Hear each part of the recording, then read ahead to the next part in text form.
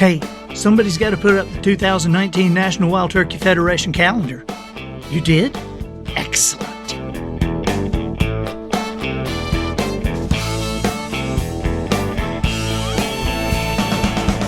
Good morning, afternoon, or evening. You are listening to the Professional Noticer. Barney, you wouldn't know something about this, would you? Well, maybe I would, and then again, maybe I wouldn't. Using common sense and wisdom, creating measurable results for people like you and families like yours. No longer a member of the amateur ranks, I am the Professional Noticer. I'm not crazy. My mother had me tested. Hello, everyone. I'm Andy Andrews. Hey, thank you for making me a part of your week. We're going to be talking about the things you care about most. And of course, we'll field questions about business, spiritual issues, popular culture, and why the Chinese wait a whole nother month to join us for the new year. My purpose here today, and with every show we do, is to play the part of a best friend or coach. I want to help you live the life you would live if all your toughest questions were answered. The Professional Noticer is sponsored this week by growingdeer.com. If you already watch Growing Deer episodes or regularly visit the growingdeer.com website, you already know why I am a fan. You know, my boys are fascinated by every episode, by every article, but they love everything in the outdoors. On the other hand, you know, Polly, my wife, she loves the show too. And Polly loves all things indoors. So how could that be that my whole family, so different, everybody likes the show and likes the site? Probably because growingdeer.com is really about so much more than deer. Now, Dr. Grant Woods is a wildlife biologist. He hosts every week's program, and the subjects range from scientific tips and explanations about providing the right stuff for deer to reach their potential, or how, and I love these, how you can take care of that coyote that's trying to make a meal out of those beautiful little fawns. And sometimes you might see a show that has recipes in it, or a show about making jerky. Dr. Grant's wife, Tracy, as well as their daughters, Riley and Ray, make appearances on the show. And the whole operation, to me, is a great example for us about how family can work together, play together, support each other, and just build their own awesome business and have a great time doing it and really contribute to our lives. And so I really do recommend that whether you're an outdoor person or not, certainly you know an outdoor person, okay? So turn them on to growingdeer.com and go check it out too. I want you to, okay? Dr. Grant ends each episode with this. And so let me end with this. He says, so get outdoors and enjoy creation this week. Take some time to reflect and listen for what the Creator is saying to you. That's growingdeer.com. Okay. Observations and answers. That's what we do here. I deliver the observations and you provide the questions. So always remember the quality of your answers can only be determined by the quality of your questions. Now, before we get to an actual question, can I say something to you? I would just like to say, Happy New Year. Happy New Year. I already know what you're thinking today because you're thinking the same thing I'm thinking. You're thinking what we always think. On this day, we think, okay, what am I going to do differently this year than I did last year? What do I want to change? How do I want to start this year?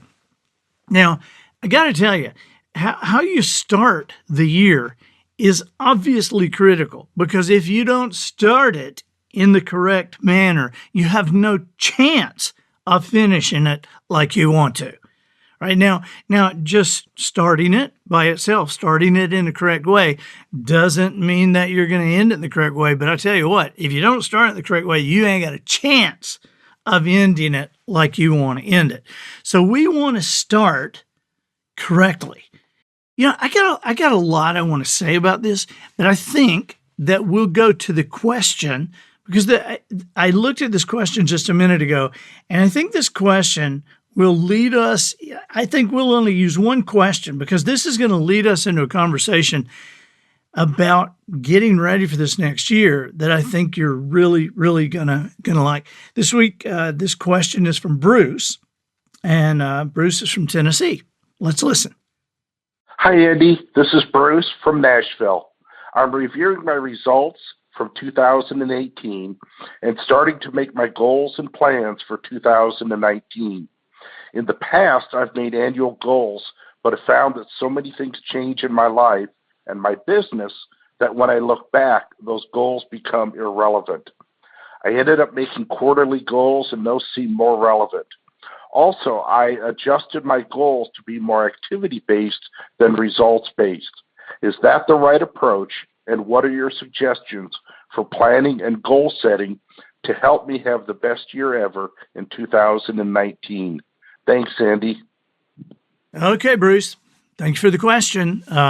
But hold on to your seat there. I hope I'm not about to give you a heart attack. You asked about goals and what kind of goals and what, the goals that you set. And should they be results based and should they be activity based? And how should you change the goals? Should you make them relevant and, quarterly? Should you? And let me just tell you this, and I hope this doesn't give you a heart attack. For the most part, I think goals are useless. There you go. I can see you clutching your heart, just like Fred Sanford. Elizabeth, I'm coming home. I really do mean this, but probably not like it sounded. I think there's a place for goals. I just think so many people and so many companies present goals and set goals and talk about goals in such an ineffective way that it absolutely just makes them not matter during the year. They don't bring about what we want. Whether you're making activities-based goals or results-based goals, what is it that you want? What is it that you really want, Bruce? I mean, what are you trying to get out of these goals? Results. That's what you're trying to get, right? That's why you're wanting to set them in the first place. But here's why I say that they're useless, and I only say that because it's true. But I don't include everybody in this. I just include most of the corporate goal setting that I have seen. And most of the corporate goal setting that I've seen is useless because people lie about their goals. Here's what I'm talking about. Somebody comes in and says, okay, all right, supervisor's here. And as your supervisor, I need to know your goals this year. Frank, you're first here. Just if you would, what's your goal for this next year? What's your number? What are you shooting for? What's your number? And Frank says 40. 40. I'm 40. Write me down for 40, baby. You just put that big 40 right there on your pad, because I'm a 40. And the supervisor writes down the 40, says, good deal, Frank. Thank you, baby. And, they high five or they do whatever they do. And the supervisor walks on. Now, let me tell you why that's useless. The reason it's useless is because Frank doesn't really believe he can do 40. He didn't believe he can do 40. In fact, the only reason he said 40 is because he knows what the supervisor said last year when he said 30. I mean, the supervisor came in exactly a year ago to the day, and he said, what's your goal, Frank? And Frank said, 30. And the supervisor said, 30? 30? That's all you can do. Let me tell you something, buddy. If you can't think bigger than 30, if you can't do more than 30, we'll get somebody else in here who can. And Frank said, okay, 40. And the supervisor said, that's more like it. All right, put you down for a 40. Now, a whole year goes by. Then they have the awards banquet, and every level walks across the stage. It's okay, the 20s, let's show this. Then the 30s, everybody who cracked 30. Well, Frank is walking across the stage being recognized as a 30. And when he gets the microphone for, everybody says, okay, if you get how many seconds on the microphone, this number you hit. So Frank, you have 30 seconds. And so Frank says, okay, hey, thanks. Nice being recognized as 30. Actually, I did 32. 32. I was shooting for 40 this year, but that's me. That's me, baby. Shoot for the stars, hit the moon. I'll be 40 next year. 40 next year. Come on, 40. Let's go 40. And everybody claps and yells, and Frank walks off the stage and feels pretty good about himself because he hit 32. Now, here's a problem. The problem is that the corporation is in a quiet shambles because they can't figure out. And the shareholders are upset because nobody can figure out why they can't hit their forecast. Well, I mean, isn't it obvious why they can't hit their forecast? Because Frank lied to the supervisor, and so did everybody else in there. And the supervisor took those numbers and passed them up to his boss, and that boss passed them up to the big boss, and then that big boss passed it into the, to the corporate leadership, that's living in Manhattan or wherever.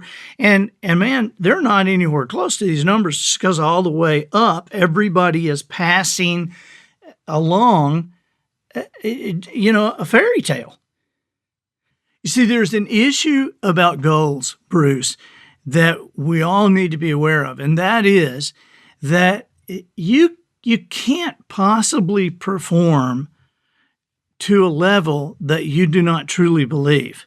Whatever it is that you believe controls your behavior, it controls your performance.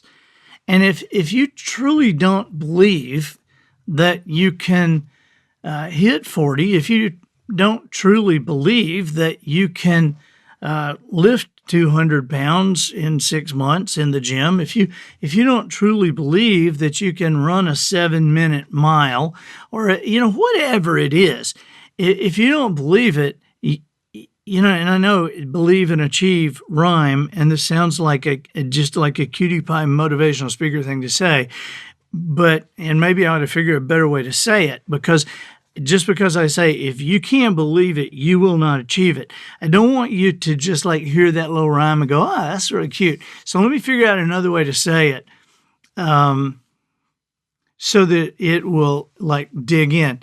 If you don't manage to believe that you can actually do what you are saying you're going to do, then you're lying to yourself and everybody else. Of course, the lie to yourself is the most devastating one, because there's something about setting irrational goals that fools us. Because pretty soon, if Frank never believes he can do 40 and then consistently hits 32, 34, 35, 33, 34, 35, 32, 36, 35, year after year after year after year, and he keeps saying 40, Frank's just a loser. I'm not saying he really is one. I'm just saying that's how Frank starts to think about himself. Now, somebody who, was getting after 30 and managed to hit 32, 34, 35, 33, 34, 34, 33, 35, 36. Well, man, they're kicking butt. And that's an emotional thing. That's just a thought process thing.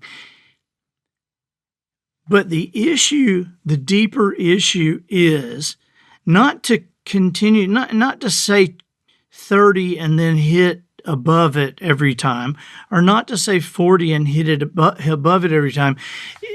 What I'm wanting for you, Bruce, and what I'm wanting for all the Franks out there is that they actually hit 40, and then the next year they hit 60, and the next year they hit 85, and the next year 110, that it continues to grow and they continue to grow.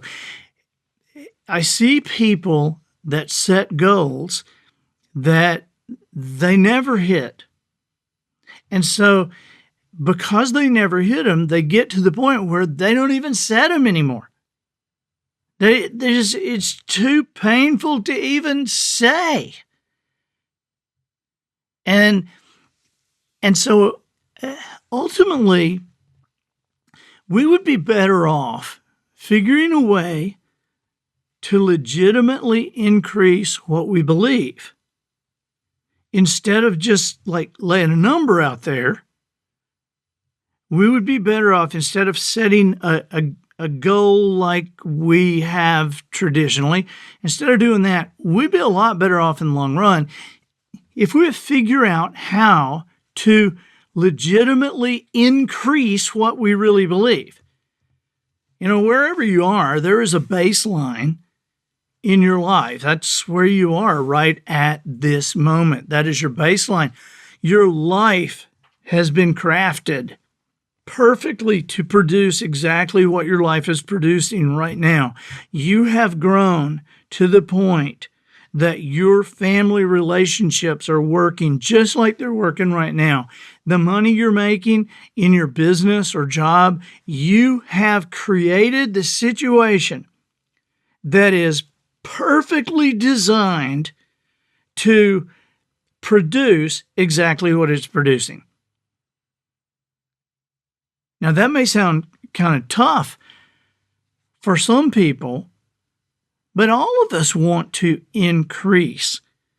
All of us want to grow, to become better, to do more, to do to hit a higher level of excellence. That is only possible when we increase the level of who we are. This is why, it's funny to me that so many companies talk about personal growth, but nobody really explains, number one, what personal growth is, or number two, why it's even important. It shocks me how many companies I go into that they'll say, we have an entire department that is directed to personal growth, and this is what they do, or we have personal growth seminars. And I will just kind of ask in some little conversation at some point, I'll say, so why are you doing the personal growth thing? And do you explain why you're doing it to them? Is that something that you make them a part of? I'm just curious. And you would not believe how many times the people in charge of personal growth for a very large corporation, they can't even explain why they're doing it. They're just kind of glad they got the job. But if you can't understand why you read, why you watch certain things, why you spend quiet time, why you think through, if you can't explain what the benefit is in that long term, I was just, I just finished a book. Actually, yesterday, I just put the last period in the book that's going to come out June 8th. It might actually already be on Amazon as a pre-order. It's called The Bottom of the Pool. Sounds kind of like a horror movie, doesn't it? But it's not. It's a book that talks about the things that I've taught to corporations and teams over the past number of years. And some of those things will be new to the reader. Now, I'm not saying that I'm rehashing material. I'm not. Everything in there is new content, but there are some things that are so groundbreaking and so effective that, believe it or not, I've had 3 different companies over the past number of years, 3 different companies that actually contracted me not to reveal that information to anybody else in their industry. And so all those contracts have run their course, and I wanted to put that information in everybody's hands. Well, I just finished it. I mean, I just put the final period in the last chapter yesterday, last night. And one of the things that as I was doing it, one of the things, when I write, there are these things that like come to me, and I don't know, I don't know how sometimes to think to this. It just like comes in my mind. But I realized, and I've learned to be as honest as I know how to be to readers and to you guys on this Professional Noticer podcast.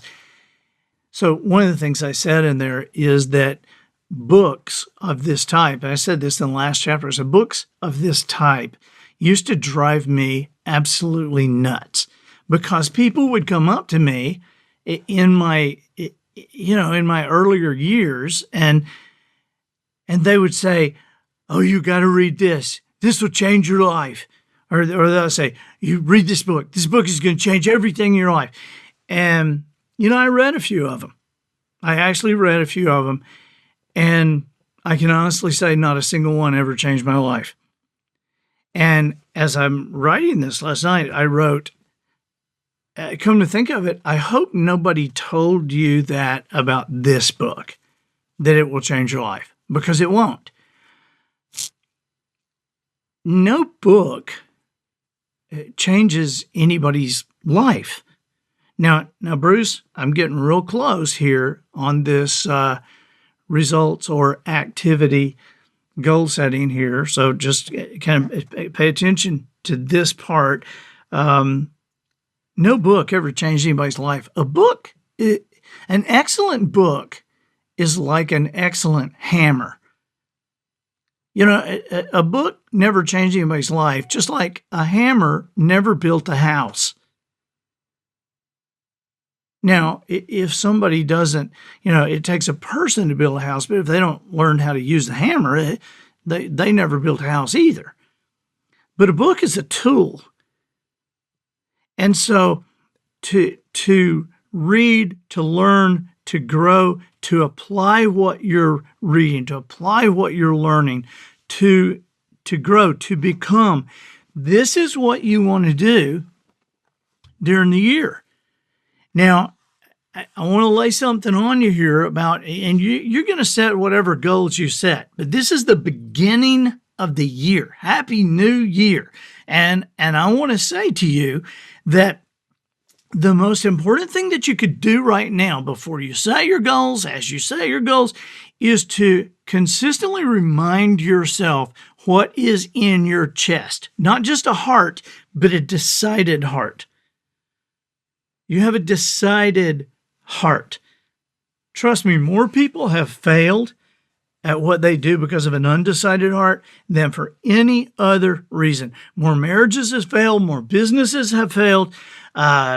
It's just shocking how many organizations have failed, how many job situations have failed because of an undecided heart than for any other reason. And you know what an undecided heart is, right? An undecided heart is where somebody, they're thinking, should I set this goal? Should I make this decision? Should I take this job? Should I marry this man? Should I do whatever? And they think about it and they talk about it and they analyze it and they talk to their friends about it. Then they'll make a decision or they'll set a goal and then they start thinking about it again. Should I have done that? I don't know if I should have done that. And then they'll talk to their friends about it and then they'll take it back. And then when they take it back, they start talking about whether they should have took it back or whether they should have stayed with it in the first place, or, and should they have taken it back? And they'll talk to their friends and then they'll talk to their family. Then they'll talk to their family about what their friends said.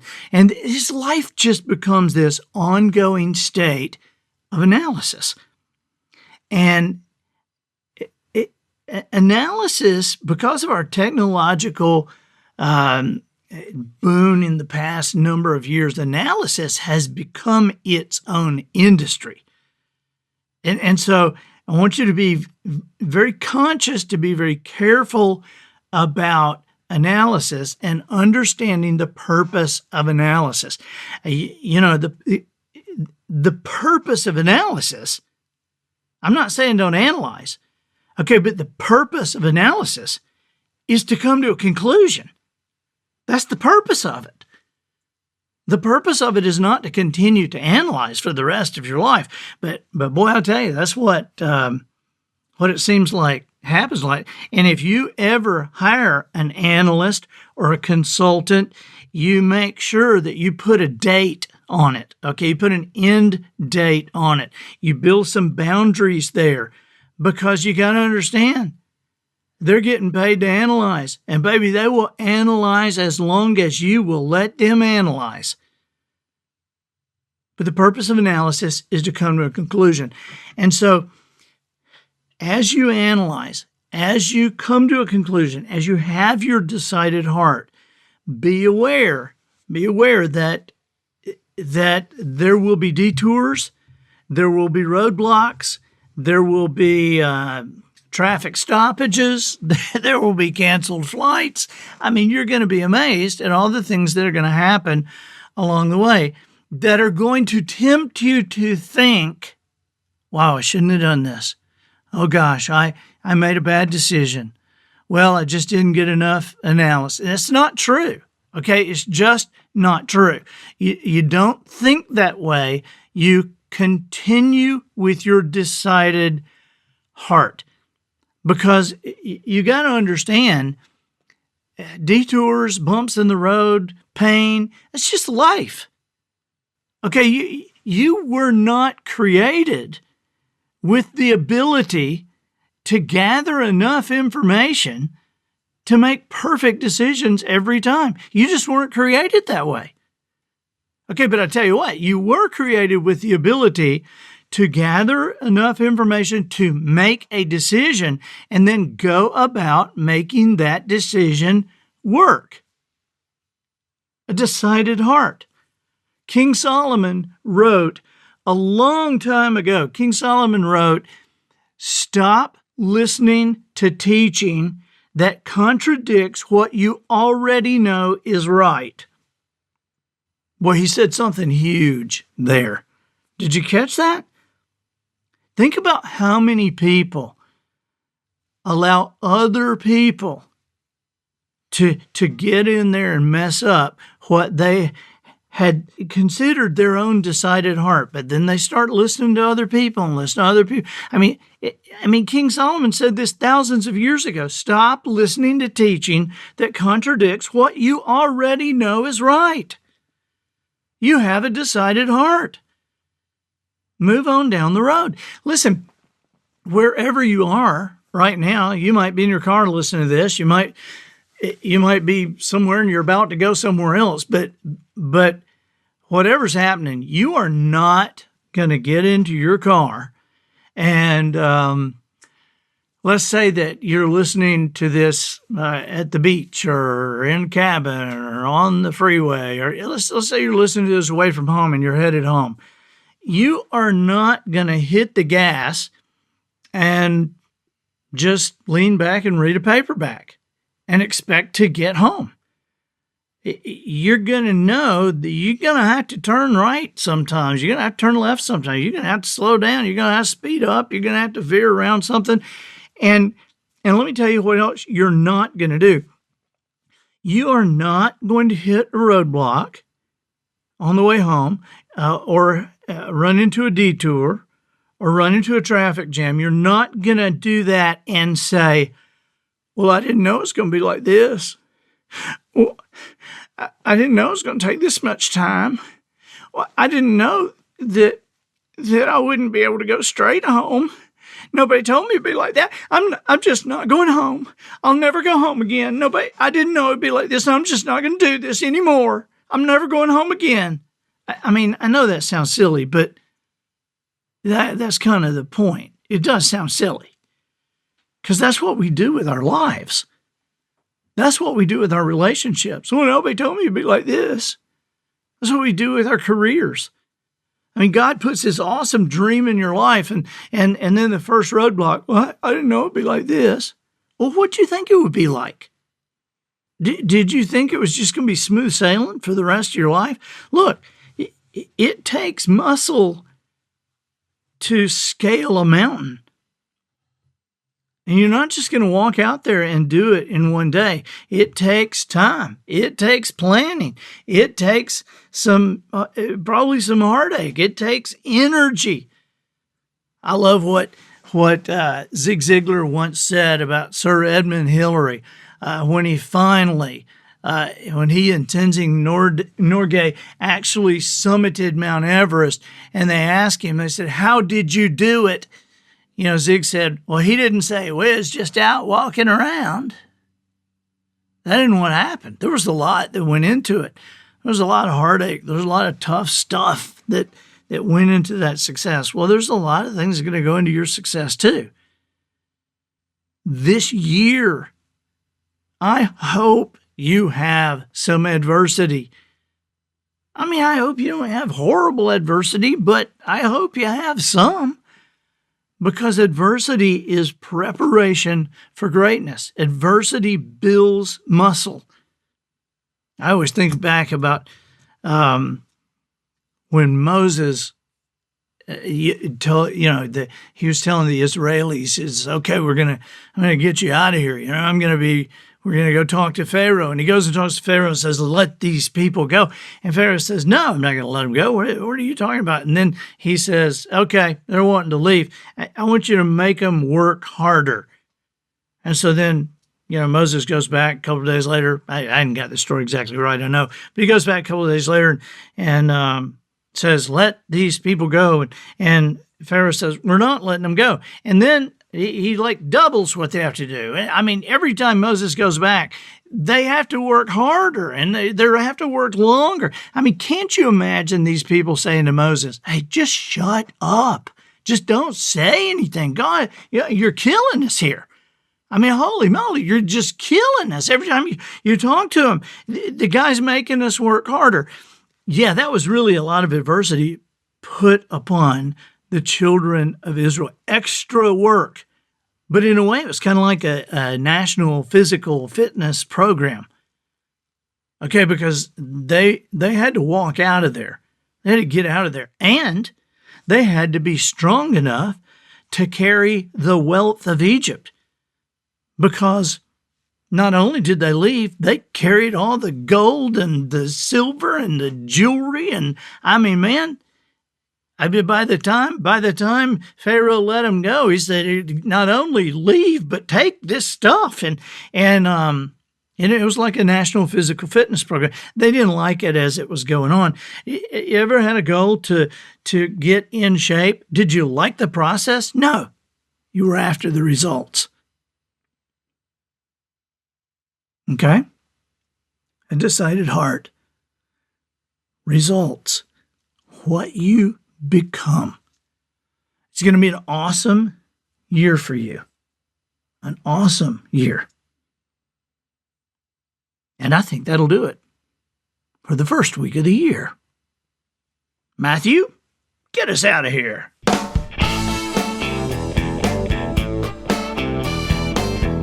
So, ladies and gentlemen, and to the boys and girls who aspire to become ladies and gentlemen, we have reached the end of another episode of The Professional Noticer. In a world where common sense has become a superpower, I'm harnessing the tiny bit of mental energy I have for you, seeking wisdom, making observations, and endeavoring to answer tough questions in a way that will empower your family and your business. I'm Andy Andrews. Until next week, smile while you talk. Shake hands with the kids you meet. And make sure you have an answer to the question, what are the 3 things you want to do better this year than you did last? And so, until next week, goodbye.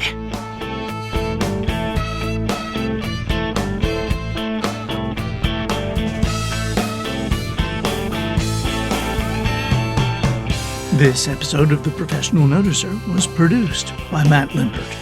The Noticer theme written and performed by Sugarcane Jane. Black Eyed Peas and Fatback for the cast and crew, provided by Twinkle and Smoke of Beverly Hills. Additional financial consideration provided by EdibleHomes.com, the after Christmas home construction people. Found online at EdibleHomes.com. These are the folks you see hard at work in January, building nutritious but beautiful shelters for charity, and doing it with the brick-hard holiday bread you donated after Christmas. Thanks to those of you who have already given your old fruitcakes, stolen ginger eggnog loaves, and stale cookies. Your contribution is certain to bring warm nights to those who have always dreamed of living in an edible gingerbread-style home. Each year, after the National Gingerbread House Plan Competition, the winning architects donate their prize-winning floor plans to ediblehomes.com. And with your contributions of hardened sugar and carbohydrates, they take it from there. They use the very best quick-dry buttercream mortar. You'll be amazed to see those edible homes built in a single afternoon. One more thing. While we appreciate your date-expired baked goods, you are also invited to volunteer. Come on! Join one of those edible home construction crews. Even if it's only for a weekend, your presence will make a difference. Bring your kids, bring your friends, but most importantly, bring your old holiday bread. New neighborhoods being constructed just west of the Candy Cane Forest. You know the place, off I-10, headed north. It's the exit after Gumdrop Pass. So come join the people at ediblehomes.com, but make it before the rainy season arrives. That can really be a mess.